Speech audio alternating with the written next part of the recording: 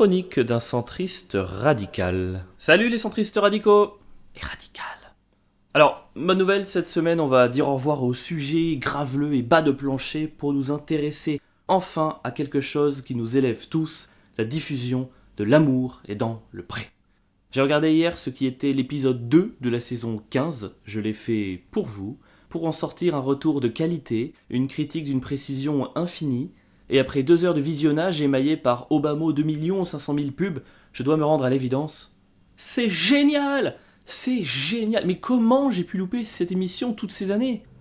Alors pour ceux qui connaissent pas le concept, c'est assez simple, on prend des agriculteurs, au sens large, et quand je dis large, c'est aussi au sens large, on les filme en train d'expliquer en pleurant que ça fait 25 ans que personne ne les a touchés. Ensuite, on diffuse les moments les plus gênants. On espère qu'il y a dans le monde soit des personnes qui se sentent aussi seules, soit des personnes qui veulent se faire connaître mais qui n'ont pas une jolie peau. Ensuite, le candidat se fait une session Tinder avec les dossiers, organise un speed dating, se fait offrir pour 1 000 € de rillettes d'oie et de petits sablés, choisit les 2 prétendants les mieux foutus, les ramène dans sa ferme et les garde sous le coude le temps nécessaire pour prendre une décision cruciale, se mettre en couple avec quelqu'un qu'il n'aime pas ou repartir sur 25 ans de solitude, la folie. Alors oui, le centriste radical n'est pas censé aimer ce genre d'émission, je sais. Mais le centriste radical reste un être humain et comme tous les êtres humains, il va trouver un cheminement mental improbable pour justifier l'inexcusable. La mer est à gauche, la ville est à droite, bim, le pré est dans le centre. Bingo! D'ailleurs, si nous sommes élus en 2022, nous remplacerons tous les bustes de Marianne par des bustes de Karine Lemarchand, c'est évident. Quelle femme, mes aïeux!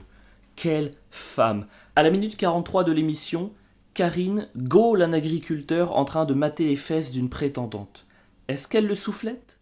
Est-ce qu'elle le dénonce? Non, Karine lui tire les oreilles en rigolant. Quelle femme!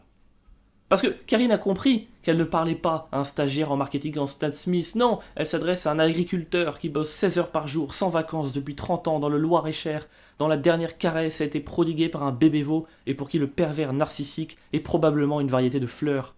N'oublions pas, mesdames et messieurs, que si la lourdeur était judiciarisable, 95% des hommes seraient déjà en prison, et ça, Karine le comprend, M6 le comprend, et putain, qu'est-ce que c'est beau.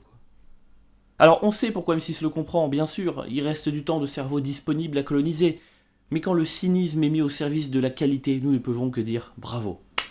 Oh là là, bravo, bravo M6. Et puis soyons honnêtes, regardez les fesses de quelqu'un dans la rue, oui, c'est un peu sale, mais regardez les fesses de quelqu'un accompagné d'une petite musique pop et du sourire complice de Karine, tout de suite, c'est plus sale, c'est terroir, voilà. C'est plus du divertissement, c'est de l'art, le 8e.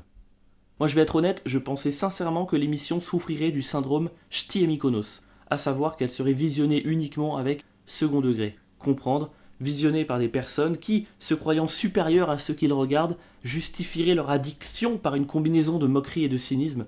Mais non, je suis forcé de le reconnaître, mais parfois et même souvent, l'émission touche la grâce. Malgré la moquerie puante de commentateurs avachis dans leur canapé et entre 2 pages de pubs sponsorisées par les fromages Entremont, on parvient à voir un peu de vrai, un peu de fragilité, voire même, pardonnez-moi Seigneur, un peu de douceur. Oui, de la douceur. Et à la télé.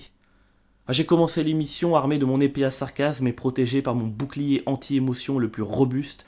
Eh bien les amis, j'ai été désarmé. Malgré le montage, les directives, les pubs, les clichés, j'ai été touché, putain. J'ai été touché et pour la première fois depuis longtemps, j'ai utilisé le mot bienveillance sans partir dans un fou rire. Et ça, c'est magnifique.